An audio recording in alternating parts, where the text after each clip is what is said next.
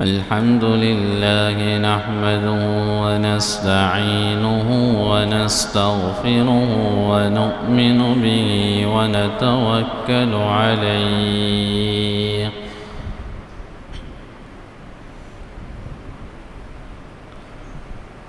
ونعوذ بالله من شرور أنفسنا ومن سيئات أعمالنا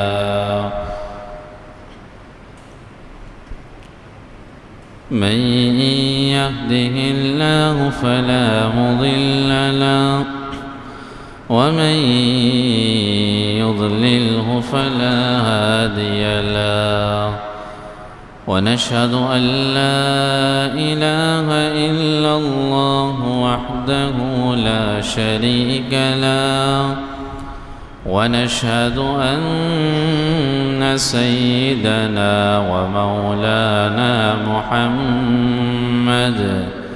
محمدا عبده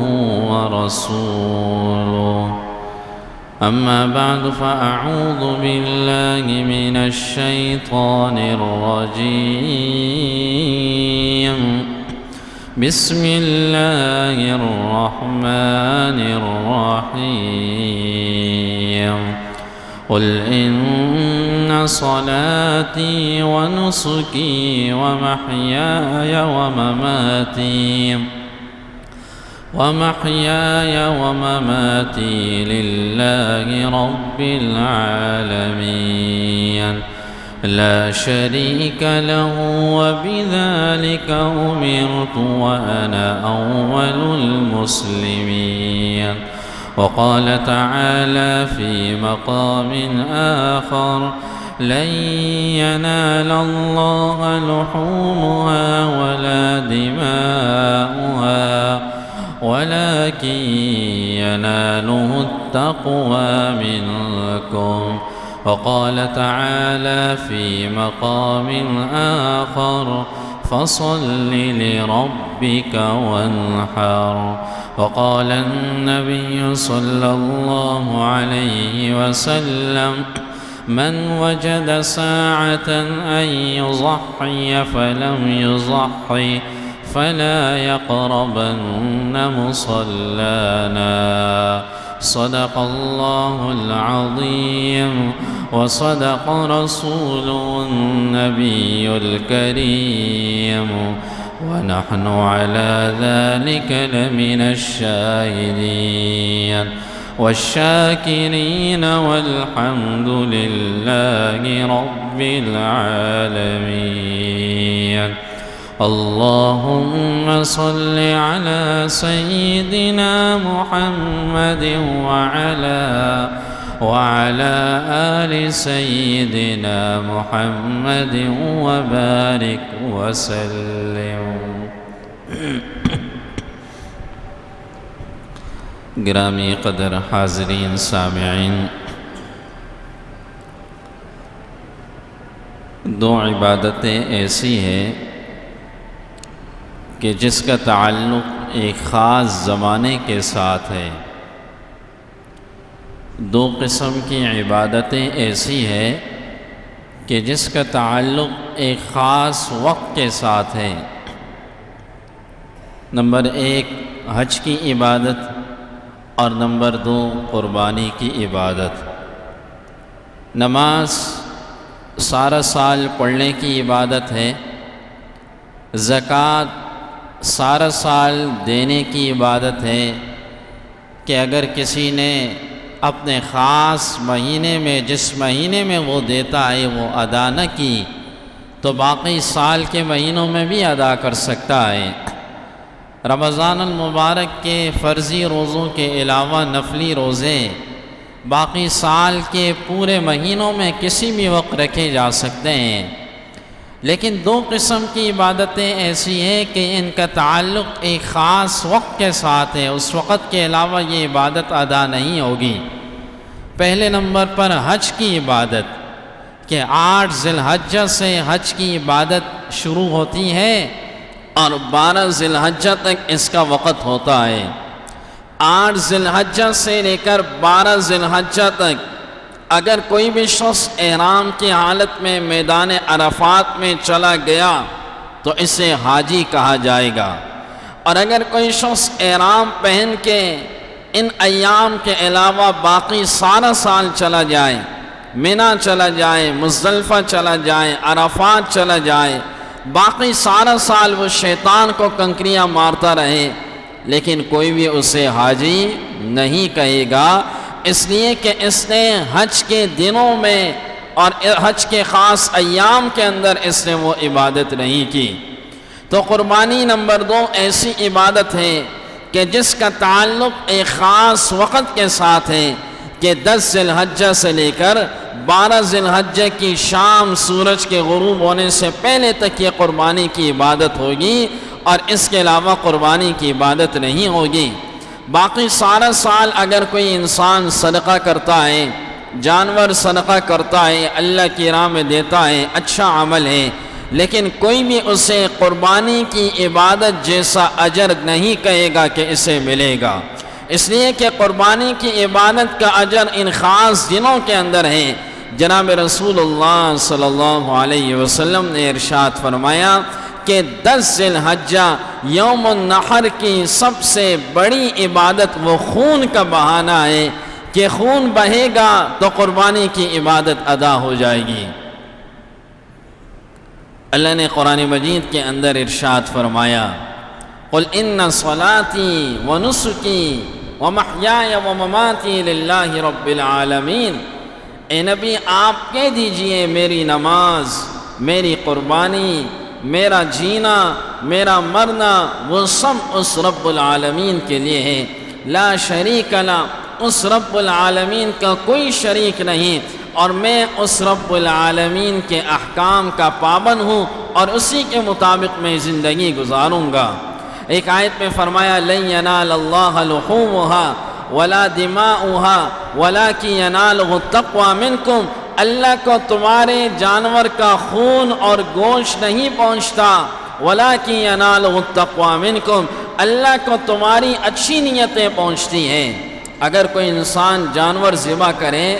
اور سارا گوشت اپنے پاس رکھیں، ہونا چاہیے کہ وہ گوشت کے 3 حصے کریں، لیکن اگر وہ نہیں دیتا، سارا اپنے پاس رکھتا ہے، قربانی اس کی بھی ادا ہو جائے گی، قربانی اس کی بھی ہو جائے گی، اس لیے کہ اللہ کو خالص نیت والے لوگ پسند ہیں۔ فرمایا وَلَٰكِن يَنَالُهُ التَّقْوَىٰ مِنكُمْ، جو تمہاری اچھی نیت ہوگی، تقوی والی نیت ہوگی، اللہ کے یہاں وہی کارآمد ہوگا۔ یہ گوشت اور خون یہ اللہ کو نہیں چاہیے، لیکن اس بندے کو اللہ نے پابند بنایا کہ حج کے ایام شروع ہوتے ہیں، اللہ نے حاجی سے کہا احرام پہنو اور یہاں سے منی چلے جاؤ، منی سے عرفات چلے جاؤ، عرفات سے مزدلفہ چلے جاؤ، پھر منی آ جاؤ۔ یہ حاجی اسی طرح دیوانہ گھومتا ہے، کبھی یہ منی جاتا ہے، کبھی یہ عرفات جاتا ہے، کبھی یہ مزدلفہ جاتا ہے، پھر یہ منی آتا ہے، پھر یہ شیطان کو کنکریاں مارتا ہے، پھر اس کے بعد یہ اب جانور ذبح کرتا ہے، پھر اپنے بال یہ کاٹتا ہے۔ مطلب یہ ہے کہ اس آدمی کو، اس حاجی کو اللہ نے اس بات کا پابند بنایا کہ اصل زندگی میری اطاعت اور احکام کی فرما برداری کے اندر ہے کہ یہ میرا حکم مانے۔ میں نے کہا یہ منی جائے، یہ منی جائے گا، میں نے کہا یہ عرفات جائے، یہ عرفات جائے گا، میں نے کہا یہ مزدلفہ جائے، یہ مزدلفہ جائے گا، میں نے کہا یہ شیطان کو مارے، یہ شیطان کو مارے گا، میں نے کہا یہ قربانی کرے گا تو یہ قربانی کرے گا۔ اصل جو بات ہے وہ اللہ ان انسانوں کو، ایمان والوں کو سمجھانا چاہتا ہے کہ میرا حکم ماننے کے اندر ہی بہتری ہے، اور یہ میرا حکم تمہیں ماننا پڑے گا۔ فَصَلِّ لِرَبِّكَ وَانْحَرْ، اپنے رب کے آگے نماز پڑھو اور قربانی کرو۔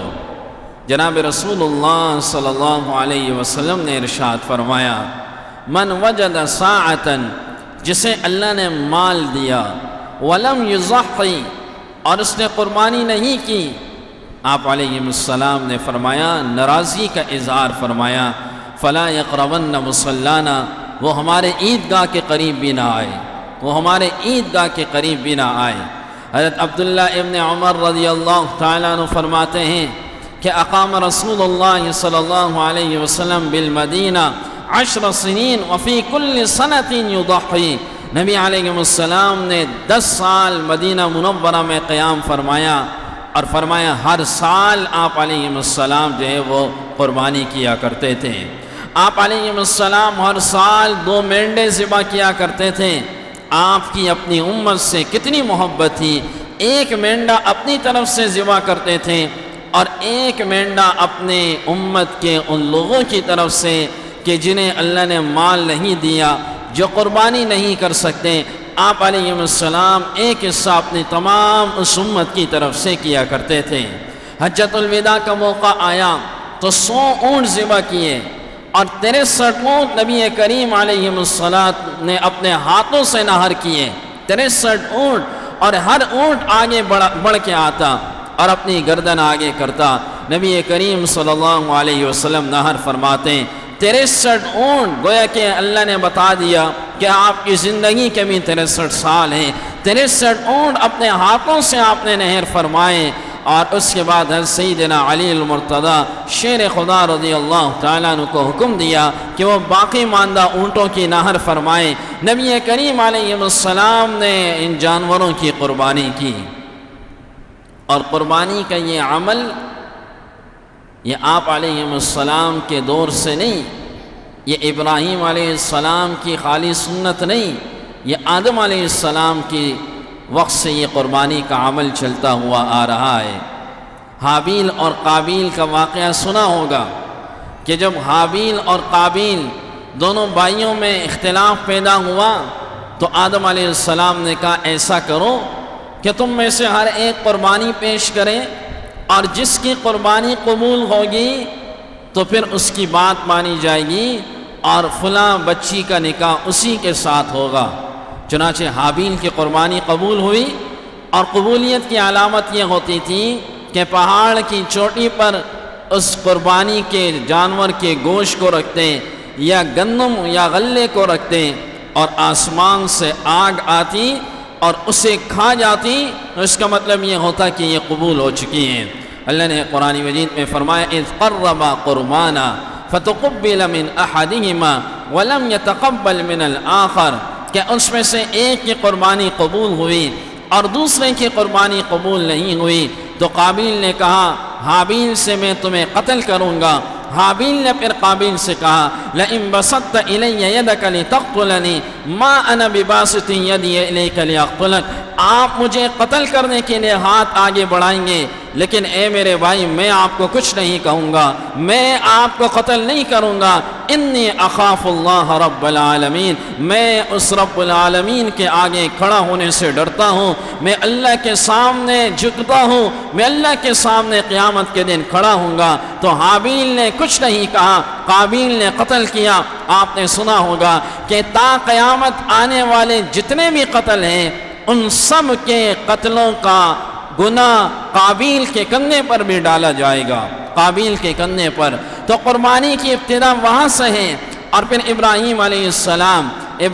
السلام تو یوں سمجھیے کہ ابراہیم علیہ السلام کو اللہ نے خلیل اللہ بنایا، اور ایسے خلیل اللہ نہیں بنے، اللہ نے اپنا دوست انہیں کہا۔ قرآن مجید کے اندر ان کے اوصاف اللہ نے بیان فرمائے وَإِذِ ابْتَلَىٰ إِبْرَاهِيمَ رَبُّهُ بِكَلِمَاتٍ فَأَتَمَّهُنَّ قَالَ إِنِّي جَاعِلُكَ لِلنَّاسِ إِمَامًا، اے ابراہیم تمام لوگوں کے لیے میں نے تمہیں امام بنا دیا، تمام لوگوں کے لیے۔ آج دنیا کے جتنے بھی مذاہب ہیں وہ ابراہیم علیہ السلام کو مانتے ہیں، اور ابراہیم علیہ السلام کے خلاف کوئی بات نہیں کرتے۔ دنیا کے جتنے بھی مذاہب ہیں ابراہیم علیہ السلام کی عظمت اور ان کی محبت اللہ نے ان لوگوں کے دلوں کے اندر رکھی ہے، ابراہیم علیہ السلام کی۔ چنانچہ ابراہیم علیہ السلام ایسے گھر میں پیدا ہوئے کہ جو آزر کہ جن کا والد خود بت بنایا کرتا تھا، خود بت کو بیچا کرتا تھا، ابراہیم علیہ السلام کی پہلی آزمائش ہوئی اے ابراہیم پہلے اپنے والد کو جو ہے وہ دعوت دو۔ اپنے والد کو دعوت دی تو والد نے کہا لَإِن لَّمْ تَنْتَهِ لَأَرْجُمَنَّكَ، اگر تو باز نہیں آیا تو میں تمہیں سنسار کر دوں گا، وَاهْجُرْنِي مَلِيًّا، یہاں سے تمہیں نکال دوں گا، تمہیں اس عمل سے باز آنا پڑے گا۔ لیکن ابراہیم علیہ السلام اپنے اس دعوت کے کام میں لگے رہے۔ دوسری آزمائش آئی، اللہ نے فرمایا وقت کے بادشاہ نمرود کو جا کر دعوت دو۔ نمرود، دنیا کے اندر 4 لوگوں نے تقریباً دنیا پر حکومت کی، یعنی زیادہ تر حصے پر دنیا میں اگر حکومت کی تو 4 قسم کے لوگوں نے کی۔ 2 مسلمان تھے اور 2 کافر تھے۔ مسلمانوں میں سلیمان علیہ السلام، مسلمانوں میں ذوالقرنین، یہ دونوں لوگوں نے، ان دونوں حضرات نے تقریباً دنیا پر حکومت کی۔ اور کافروں میں سے 2 تھے، ایک نمرود تھا اور ایک بخت نصر تھا۔ یہ جو نمرود تھا یوں سمجھیے کہ تقریباً دنیا پر اس کی بھی حکومت تھی، بابل شہر کے اندر تھا۔ تو ابراہیم علیہ السلام کو اللہ نے حکم دیا کہ جاؤ اور اس نمرود کو دعوت دو۔ اللہ نے اس کا نقشہ سورہ بقرہ کے اندر کھینچا، اور جب ابراہیم علیہ السلام ان کے پاس گئے اور انہیں دعوت دی، الم تر الی الذی حاج ابراہیم فی ربہ ان آتاہ اللہ الملک، ابراہیم علیہ السلام نے کہا اذ قال ابراہیم ربی الذی یحیی و یمیت، میرا رب وہ ہے جو زندہ بھی کرتا ہے، میرا رب وہ ہے جو مارتا بھی ہے۔ نمرود نے کہا یہ تو میں بھی کر سکتا ہوں، قال انا احیی و امیت، یہ تو میں بھی کر سکتا ہوں۔ کہنے لگا ایک آدمی بے گناہ تھا، کہا اسے لے آؤ، اسے مار دو، اور ایک آدمی جیل کے اندر سزائے موت کا منتظر تھا، کہا اس کو آزاد کر دو۔ کہا دیکھو میں نے ایک کو جو ہے وہ زندگی دے دی اور ایک کو مار دیا، یہ تو میں بھی کر سکتا ہوں۔ قال ابراہیم فإن اللہ یأتی بالشمس من المشرق فأت بها من المغرب فبہت الذی کفر، ابراہیم علیہ السلام نے کہا میرا رب وہ ہے جو مشرق سے سورج کو لاتا ہے، اگر تو اپنے آپ کو رب مانتا ہے تو تو مغرب سے سورج کو لا کے دکھا کسی دن۔ فبہت الذی کفر، یہ کافر خاموش ہو گیا، حیران ہو گیا کہ یہ کیا بات کر رہا ہے، حیران ہو گیا۔ اللہ نے اس مناظرے کا تھوڑا سا نقشہ قرآن مجید کے اندر کھینچا، لیکن غصے میں آ گیا تو کہنے لگا کہ اس نوجوان کو تمام لوگوں کے لیے عبرت کا نشان بناؤ، اور عبرت کا نشان ایسے بناؤ کہ ایک آگ کو بھڑکاؤ اور اس دہکتی ہوئی آگ کے اندر اس نوجوان کو ڈالو، تاکہ تمام کے تمام لوگ دیکھیں اور اس قسم کی کوئی بات پھر آئندہ نہ کریں۔ تو آگ کو بھڑکایا گیا۔ علامہ امام بغوی رحمہ اللہ نے معالم التنزیل کے اندر یہ بات لکھی کہ 1 مہینے تک لکڑیاں جمع کرتے رہے، 1 مہینے تک لکڑیاں جمع کرتے رہے، تو اندازہ لگاؤں کتنی لکڑیاں ہوں گی۔ اور 1 مہینے کے بعد جب لکڑیوں کو جمع کر لیا گیا تو کہنے لگے اب ظاہر ہے آگ اتنی تیز ہوگی کہ ہم خود کو ان کو جا کر اندر نہیں ڈال سکتے، تو ایک منجنیق تیار کرو کہ اس منجنیق کے ذریعے ان کو پھینکا جائے۔ تو ایک شخص تھا، حزن اس کا نام تھا، اس نے منجنیق تیار کیا، اور منجنیق تیار کرنے کے بعد اس منجنیق کے ذریعے ابراہیم خلیل اللہ کو آگ کے اندر ڈالا گیا۔ اب جیسے ہی آگ کے اندر گھسے، ظاہر ہے آگ میں تاثیر دینا یہ تو اس رب کا کام ہے، سمندر میں خود ڈوبنے کی صلاحیت تو نہیں ہے، یہ تو اللہ کا کام ہے۔ یا نار کونی بردا وسلاما علی ابراہیم، اے آگ ابراہیم علیہ السلام پر ٹھنڈی ہو جا، سلامتی والی ہو جا۔ یہ آگ ابراہیم خلیل اللہ کے لیے جنت کا نمونہ بن گئی، اور ایسی ٹھنڈی ہوئی کہ ابراہیم علیہ السلام بعد میں کہنے لگے کہ جو خوبصورت ایام میں نے اس آگ کے اندر گزارے تھے وہ خوبصورت ایام میں نے کہیں اور نہیں گزارے، کہ ہر قسم کے جنت کے میوے میرے آگے موجود تھے، اور وہ آگ میرے لیے ٹھنڈی اور سلامتی والی ہو چکی تھی۔ پھر جب اس آگ سے نکلے تو انہوں نے کہا اس نوجوان کو شہر سے نکال دو۔ تیسرا مرحلہ آیا، تیسرا امتحان آیا، یہ نوجوان یہاں رہے گا، اس ملک سے نکال دو، بلکہ اس خطے سے کہاں نکال دو، یہ یہاں پہ رہے گا تو ہمارے لوگوں کو گمراہ کرے گا۔ یہ تیسرا امتحان آیا تو کہنے لگے اس کی بیوی اور اس کے بچے کو اس کے ساتھ جانے دو۔ ابراہیم خلیل اللہ اور بوڑھے تھے، عمر بھی 90 کے قریب پہنچ چکی تھی۔ ابراہیم علیہ السلام نے اپنی اہلیہ ہاجر علیہ السلام کو لیا، اپنے بیٹے اسماعیل علیہ السلام کو لیا،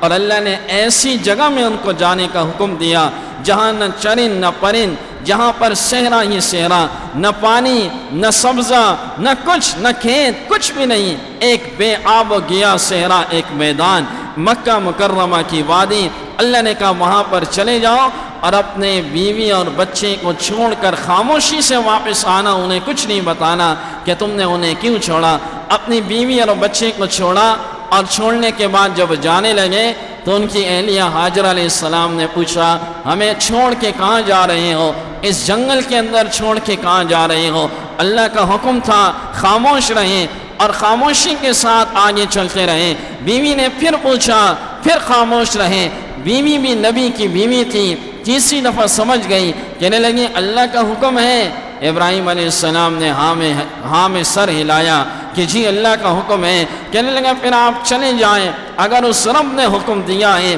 تو وہ رب ہمیں ضائع نہیں کرے گا، پھر وہ رب ہمیں یہاں پر ٹھکانہ دے گا، آپ چلے جائیں۔ ابراہیم خلیل اللہ وہاں سے چلے جاتے ہیں۔ یہاں سے یہ بچہ پیاس لگتی ہے اسماعیل علیہ السلام کو، یہ عورت ہاجرہ علیہ السلام کبھی صفا کے چکر کبھی مروہ کے چکر لگاتی ہیں، 7 چکر لگاتی ہیں، یہ دوڑتی ہیں، اور دوڑتے دوڑتے اپنے بچے کو بھی دیکھتی ہیں کہ کہیں بیڑیاں نہ کھا لیں، یا اسماعیل علیہ السلام 7 چکر کے آخر میں اپنے پیروں کو ہلاتے ہیں، جبرائیل علیہ السلام پر مارتے ہیں اور ان کے پیروں سے پانی کا چشمہ پھوٹتا ہے جسے دنیا زمزم کے پانی سے یاد کرتی ہیں۔ یہ عورت آتی ہے ہاجرہ علیہ السلام اور کہتی ہیں زمزم، وہ پانی اتنی تیزی سے بڑھتا ہے کہ نبی کریم علیہ السلام نے فرمایا اگر ہاجرہ علیہ السلام زمزم نہ کہتی تو ساری دنیا کے اندر یہ پانی پھیل جاتا، اور یہ پانی رک جاتا ہے۔ منڈیر بناتی ہیں، اپنے بچے کو پانی پلاتی ہیں۔ یہاں امتحان ختم نہیں ہوا، ابھی اس بچے کی عمر 12 سال یا ایک روایت کے مطابق 13 سال تھی کہ ابراہیم علیہ السلام واپس لوٹے۔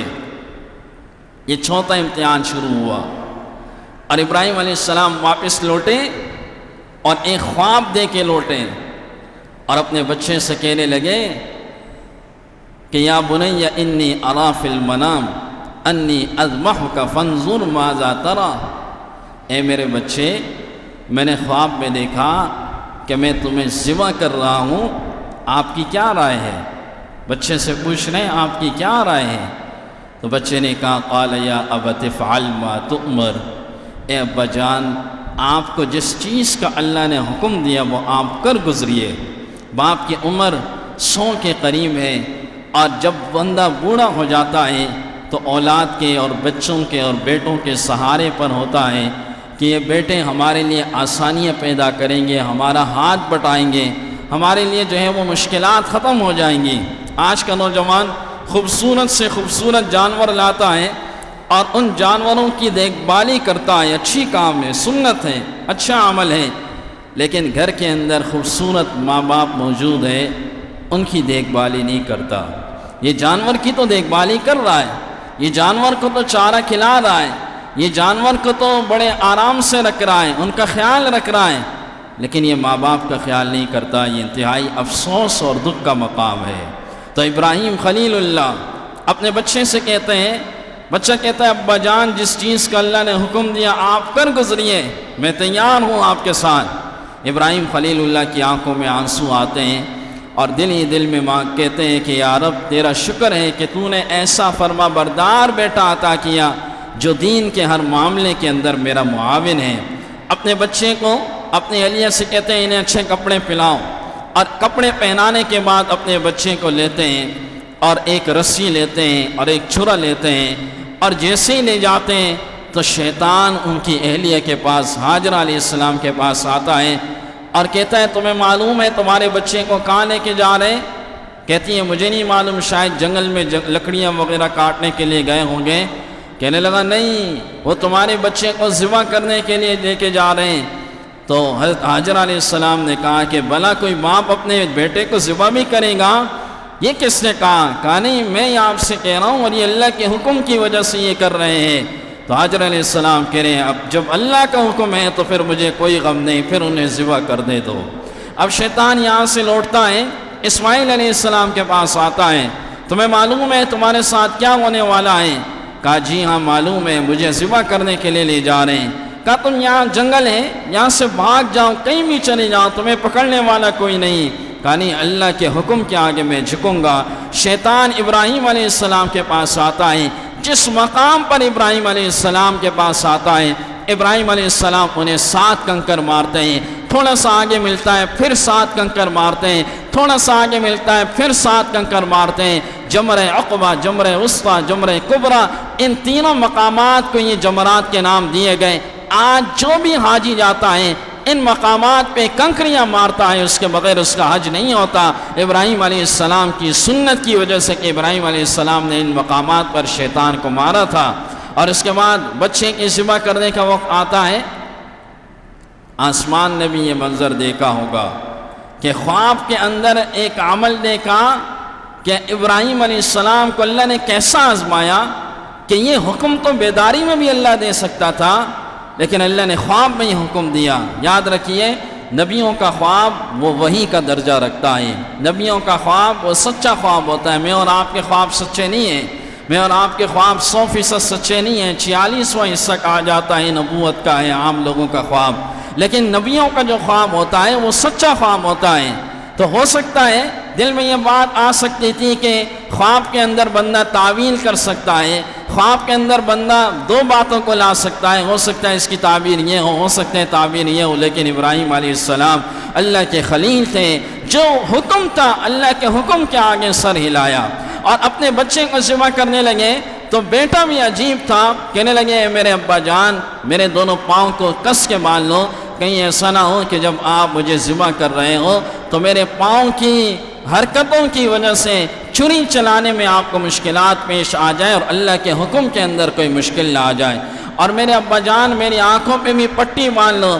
تاکہ ایسا نہ ہو جب آپ مجھے دیکھو تو کچھ نہ کچھ آپ کے اندر باپ کی شفقت نہ آ جائے، اور جو اللہ کا حکم ہے اللہ کے حکم کے اندر کمی نہ آ جائے۔ اللہ نے اس قرآن مجید کے اندر اس واقعے کو بھی کھینچا، یا فلما اسلم وتلہ للجبین ونادیناہ ان یا ابراہیم قد صدقت الرؤیا انا کذلک نجزی المحسنین۔ فلما اسلم، اللہ نے فرمایا باپ بیٹا دونوں اللہ کے حکم کے آگے جھک گئے، وتلہ للجبین، اور پیشانی کے بل انہیں لٹایا۔ ایک ہوتا ہے کہ بندہ سیدھا لیٹے، اسے سیدھے چہرے کو جبہہ کہا جاتا ہے، عربی کے اندر پیشانی کے اس بل کو جبین کہا جاتا ہے، اور اس بل پر انہیں لٹایا، پاؤں کو مضبوطی سے باندھا، آنکھوں پہ پٹی باندھی، اور جیسے ہی چھری چلانے لگے تو پہلی دفعہ جب چھری چلانے لگے چھری نہ گلی، دوبارہ چھری چلانے لگے چھری نہ چلی، تیسری دفعہ چھری چلانے لگے چھری نہ چلی۔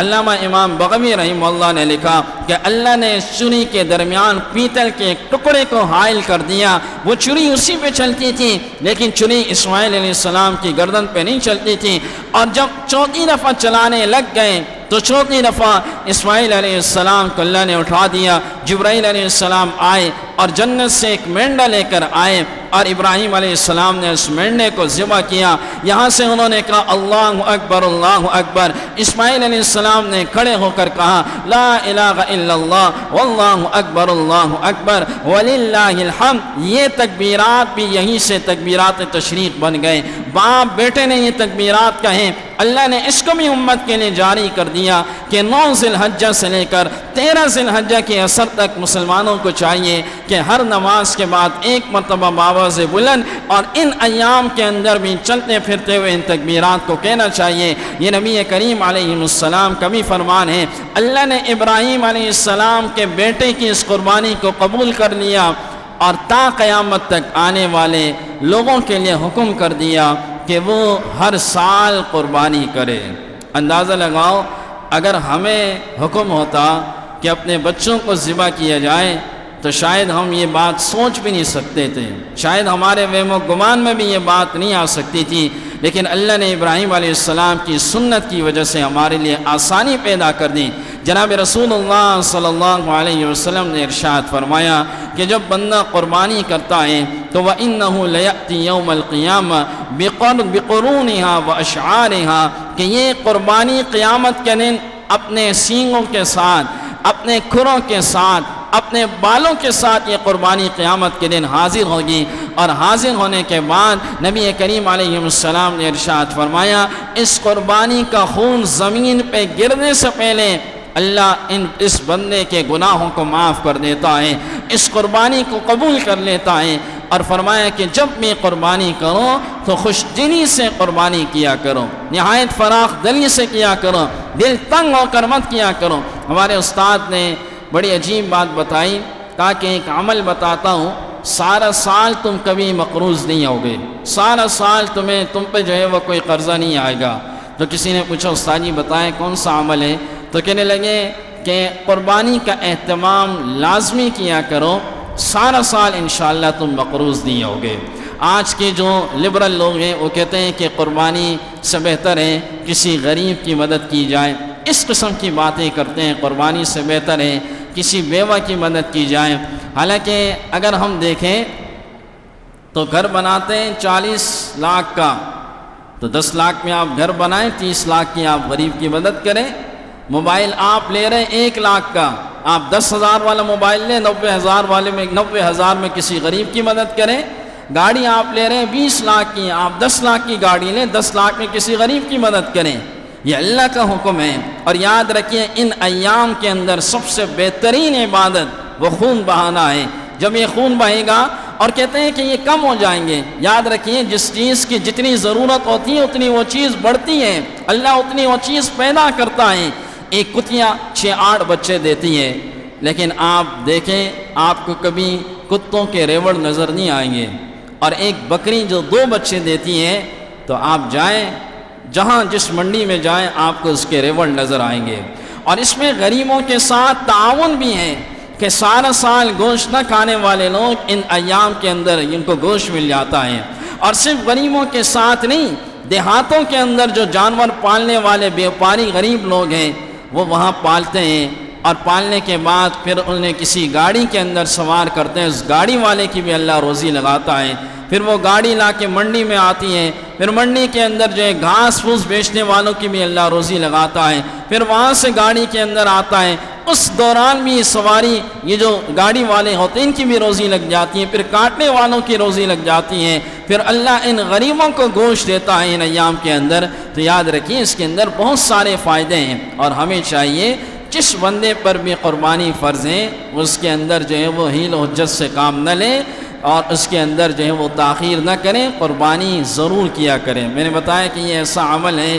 کہ جو ان 3 دنوں کے ساتھ خاص ہے، باقی تقریباً اعمال سارا سال بندہ کر سکتا ہے، لیکن قربانی والا جو عمل ہے وہ صرف ان ایام کے اندر ہی ہوتا ہے، سارا سال یہ عمل نہیں ہوتا۔ جناب نبی کریم صلی اللہ علیہ وسلم کے بارے میں صحابہ فرماتے ہیں کہ ہر سال آپ قربانی کیا کرتے تھے، ایک اپنی طرف سے کیا کرتے تھے اور ایک تمام امت مسلمہ کی طرف سے آپ کیا کرتے تھے۔ اللہ رب العزت سے دعا ہے کہ اللہ رب العزت ان باتوں پر ہم سب کو عمل کی توفیق عطا فرمائے۔ وآخر دعوانا ان الحمد للہ رب العالمین۔